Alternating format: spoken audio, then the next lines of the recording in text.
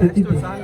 ಕಂಪನ್ನು ನಾಟಕಕಾರರಿಗೇನು ಸಂಭಾವನೆ ಸಿಗದೆ ಸಂಜೆ ಮುಂಜಾನೆಯ ಹಂಬಲಿ ಹಂಚಿಕೆ ತಪ್ಪಿಲ್ಲ ಅವರಿಗೆ.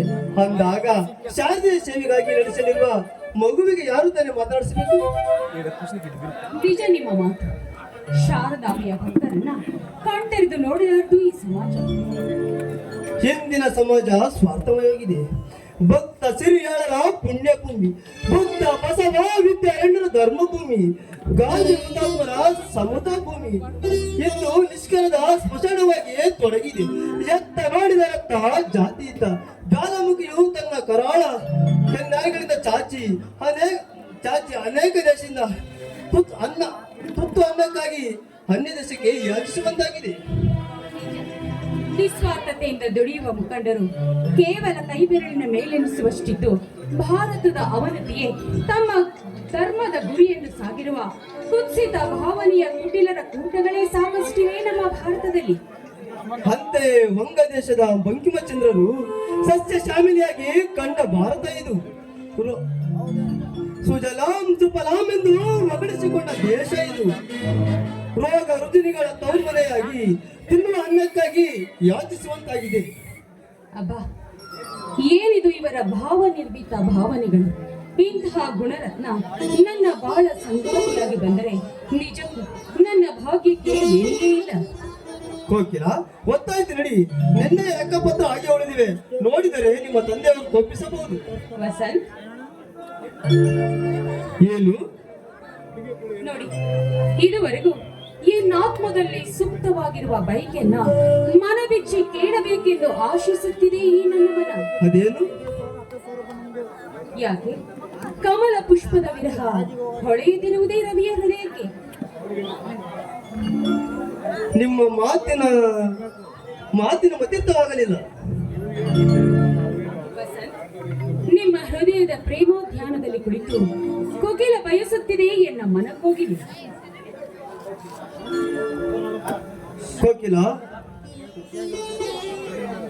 ಕೋಕಿಲ ಸುಸುಪ್ತಿಯರ ವಿಯ.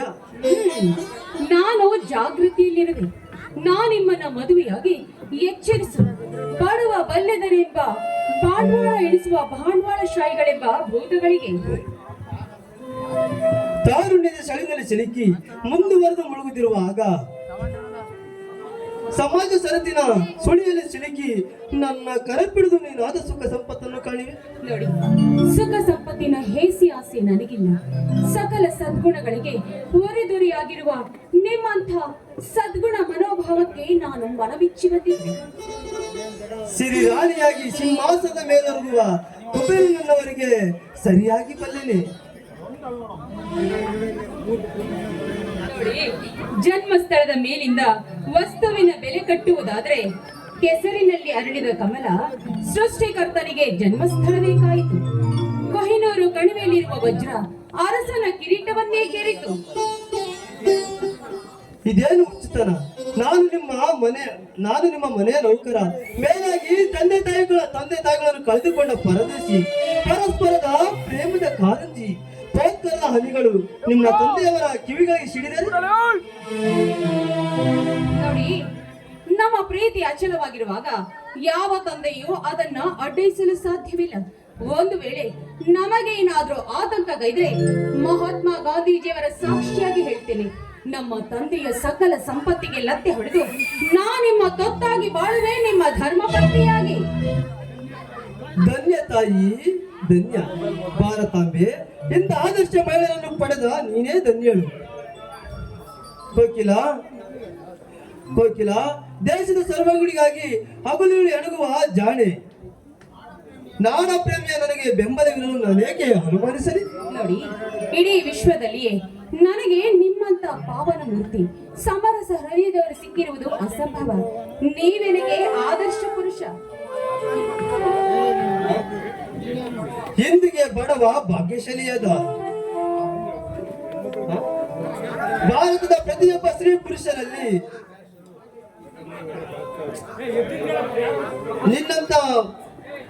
ನಿನ್ನಂತ ಪವಿತ್ರ ಭಾವನೆ ಒಡಮೂಡಿದಲ್ಲಿ ಮಹಾತ್ಮಾಜಿಯವರು ಕಟ್ಟಿ ಬಯಸಿದ ಕನಸಿನ ರಾಮರಾಜ್ಯ ಇದು ತ್ರಿವದಲ್ಲಿಯೇ ನನಸಾಗಿ ತೋರುವುದು.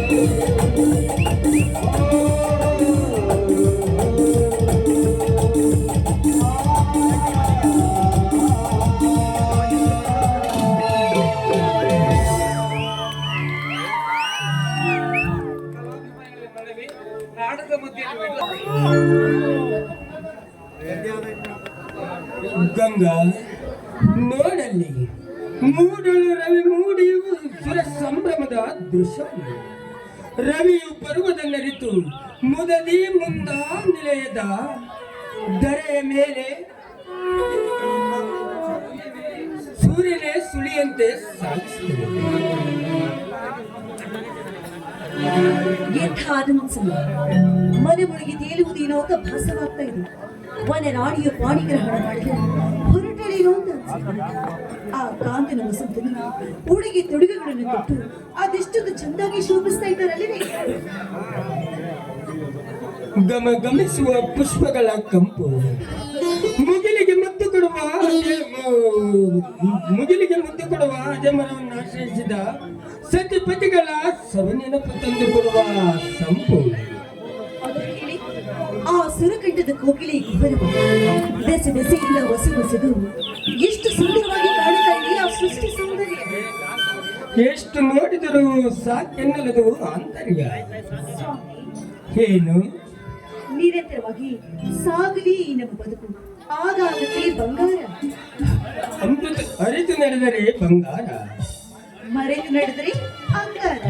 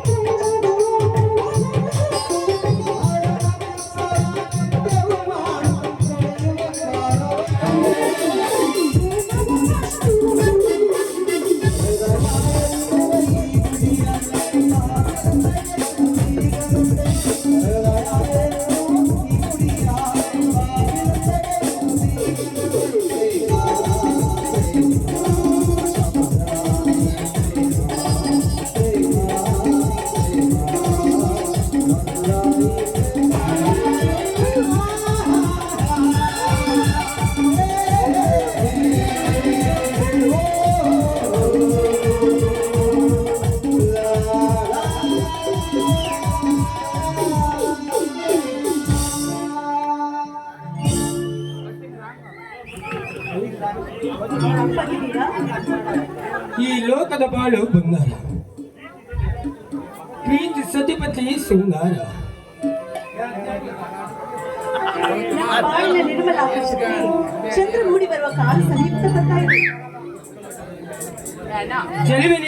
ಚೆಲುವಿನ ಹೆಂಡತಿ ಒಲಿದ ಬಾಳೆ ಬಂಗಾರ, ಶೃಂಗಾರ ಸಾಗರಿ ಅಮೃತದ ಹೋಗರೆ ಆಯ್ತೆಂಬ ಬದುಕು ಬಂಗಾರ.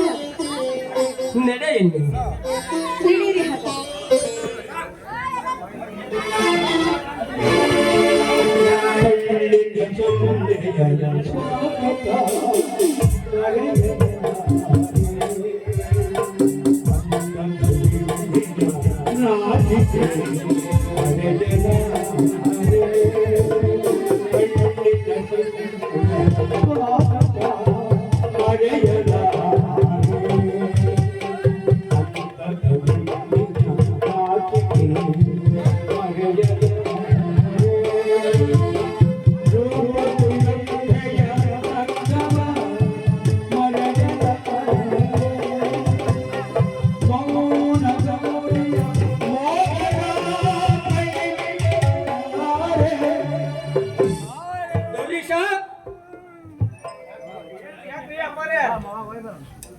ಪೇಪರ್ ಬಂದಿಲ್ವೇನೋ? ಬಂದವ್ರಿ, ದನದ ಕೊಟ್ಟಿಗೆ ಅದಾವ.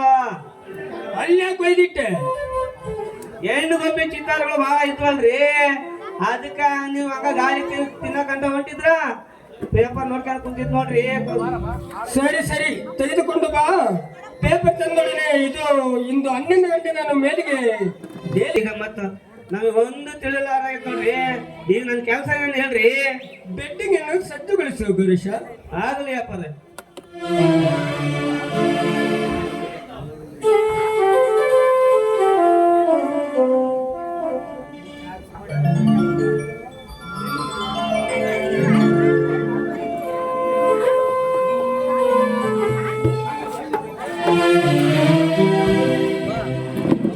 ಎಲ್ಲಿಗೆ ಹೋಗಿದ್ದೆ ತಂಗಿ? ಛೇ, ಇನ್ನು ಹೊರಗಿನಿಂದ ಬಂದು ಹೊಸ್ತಿಲು ದಾಟುವುದರೊಳಗೆ ಪ್ರಾರಂಭವಾಯಿತು. ಎಲ್ಲಿಗೆ ಹೋಗಿದೆ, ಯಾಕೆ ಹೋಗಿದೆ ಎನ್ನುವ ಈ ಬಲ್ಲವೇ. ತಂಗಿ, ಕಂಡಲೆಲ್ಲ ಉಂಡಲೇಲು ನೀನೆಲ್ಲ ಚಿಕ್ಕವಳು. ತಾರುಣ್ಯದ ವಸ್ತುವಿನಲ್ಲಿ ಕಾಲಿಟ್ಟ ಬಾಲವಿದೆ. ನೀನು ಮನೆ ಬಂದ ಮಾರ್ಗ ನಡೆದರೆ ಜನರೇನಾದರೂ ಅಂದರೆ ಜನರಾಡುವ ನುಡಿಗಳು ನನ್ನೆದೆ ನಿರಿತವೆ ಕುರಿಸಿಗಳಾಗಿ. ಆಹಾ, ಈ ಜನರು ಆಡಿಕೊಳ್ಳುವಂತಹ ಅಪರಾಧವನ್ನ ನಾನೇನು ಮಾಡಿಲ್ವಲ್ಲ. ನಿನ್ನ ಮನಕ್ಕೆ ಅಪರಾಧವೆನಿಸದಿದ್ದಿರುವುದು ಜನಕ್ಕೆ ಅಪರಾಧವೆನಿಸುವುದು. ಪತಿ ತೀರಿದ ಬಹಳ ವಿಧಿಗಳನ್ನು ಮನೆಯಲ್ಲಿ ಇಟ್ಟುಕೊಂಡು ಸ್ವಇಚ್ಛೆಯಾಗಿ ತಿರುಗಾಡಲು ಬಿಟ್ಟಿರುವೆನೆಂದು ಜನರ ಆಡುವ ನುಡಿಗಳು ನನ್ನೆದೆ ನಿರೀತವ ಕುರಿಸಿದ. ನೋಡು, ನೀನು ಲಲಿತಾ, ನೀನು ಶ್ರೇಷ್ಠ ವಂಶದಳು, ಮೇಲಾಗಿ ಮಾನವರದಷ್ಟೇ ಅಣ್ಣನ ತಂಗಿ. ನೀನು ಪುನರ್ವಿವಾಹ ಬಯಸಿದರೆ ಅನುರೂಪರೊಡನೆ ಮದುವೆ ಮಾಡಿಬಿಡುವೆ. ನೋಡು, ಈ ನಿನ್ನ ಹಾಳಾದ ಉಪದೇಶವನ್ನ ಕೇಳ್ಕೊಂಡು ಕುತ್ಕೊಳ್ಳೋದಕ್ಕೆ ನನಗೆ ಖಂಡಿತವಾಗ್ಲೂ ಸಮಯ ಇಲ್ಲ. ನಾನು ಸಮಯವಿಲ್ಲ. ಎಂತಹ ವಿಧಿಯತೆ! ಸ್ವಚ್ಛಾಚಾರದ ಇವಳ ವರ್ತನೆಯಿಂದ ನನಗೆ ಮರ್ಯಾದೆಯ ಮಾಲು ಮಸಿ ತಗಲುವುದು.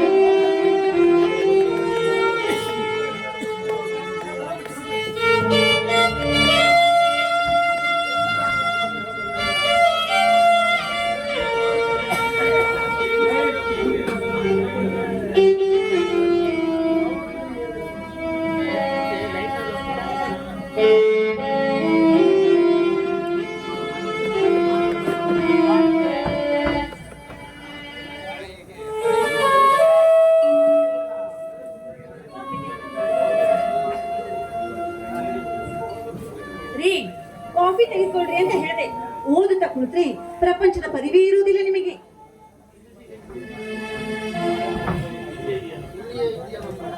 ಇಲ್ಲಿಯೇ ಇದೆಯಲ್ಲ ಪ್ರಪಂಚ.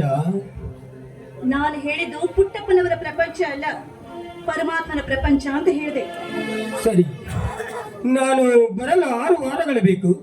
ಅಲ್ಲಿಯವರೆಗೆ ಎಲ್ಲರನ್ನು ಸಂಭಾಳಿಸಿಕೊಂಡು ಹೋಗು.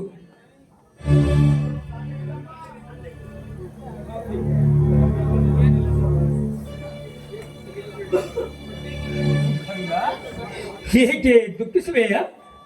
ಏನು ಇಲ್ಲ ಸ್ವಾಮಿ, ಮತ್ತೆ ಪ್ರಯಾಣ ಸುಖಕರವಾಗಿರ್ಲಿ ಅಂತ ದೇವರ ಮುಂದೆ ದೀಪ ಹಚ್ಚಲು ದೀಪ ನಂದಿ ಹೋಯ್ತು. ಅದಕ್ಕಾಗಿ ಹುಚ್ಚಿ, ಆಕಸ್ಮಿಕವಾಗಿ ಬೀಸಿದ ಗಾಳಿಗೆ ದೀಪ ನಂದಿದರೆ ಇಷ್ಟೊಂದು ವಿಕಲ್ಪನೆಗೆ ಆಸ್ಪದ ಕೊಡಬೇಕೇ ಮನದಲ್ಲಿ? ವಾಟರ್ ಬ್ಯಾಗ್ ಕೊಡ್ರಿ ಯವ್ವ. ವಾಟರ್ ಬ್ಯಾಗ್ ಅಲ್ಲೋ, ವಾಟರ್ ಬ್ಯಾಗ್. ಅದನ್ನೇ ಕೊಡ್ರಿ ಯವ್ವ.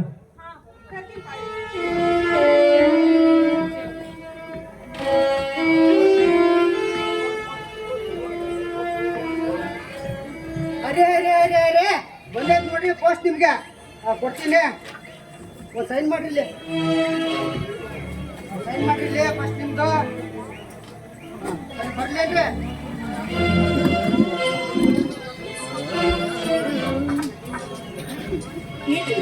ಎಲ್ಲಿಂದ ಬಂದಿದೆ ಪತ್ರ?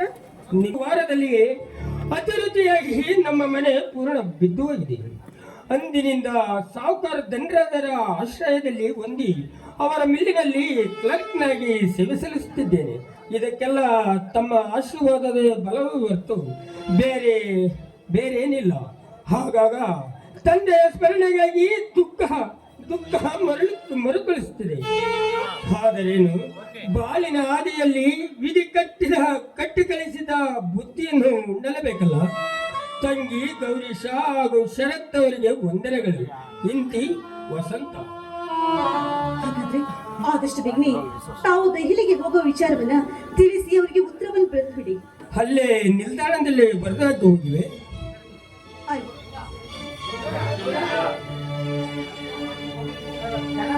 ಅಪ್ಪ ಬ್ಯಾಟಿಂಗ್ ಎಲ್ಲಿ ಹೇಳ್ಬಿಟ್ರಿ? ಯಾಕ್ರಿ ಅಪ್ಪ ನಗ್ತಾ ಇದ್ರಾ? ಯಾರಿಲ್ಲ ನಡೆ.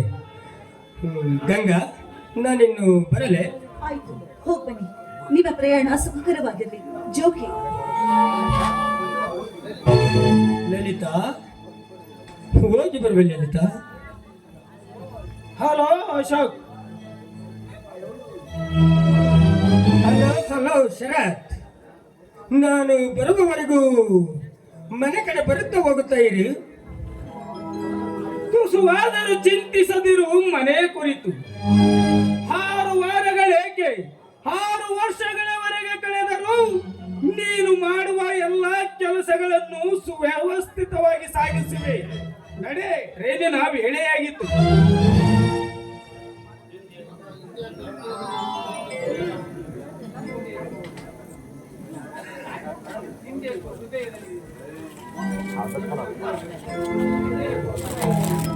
ಈ ದಿಕ್ಕು ನನ್ನ ಹೃದಯದಲ್ಲಿ ಒಂದು ತರನೇ ಸಂಕಟವಾಗ್ತಾ ಇದೆ. ನನ್ನ ಗಂಡ ಊರಿಗೆ ಹೋಗ್ತಾ ಇದ್ದಾರೆ. ಪ್ರಯಾಣ ಸುಖಕರವಾಗಿರ್ಲಿ ಅಂತ ದೇವರ ಮುಂದೆ ದೀಪ ಹಚ್ಚಿದ್ರೆ ದೀಪ ನಂದಿ ಹೋಗಿ ಯಾಕೋ ಮನಸ್ಸೇ ಸರಿ ಇಲ್ಲ. ಇವತ್ತು ಹೇಗೂ ಶನಿವಾರ, ಮಾರುತಿ ದೇವರ ದೇವಸ್ಥಾನಕ್ಕಾದ್ರೂ ಹೋಗಿ ಬಂದ್ರಾಯ್ತು. ಲತಾ, ನಾ ಸ್ವಲ್ಪ ದೇವಸ್ಥಾನಕ್ಕೆ ಹೋಗಿ ಬರ್ತೀನಮ್ಮ.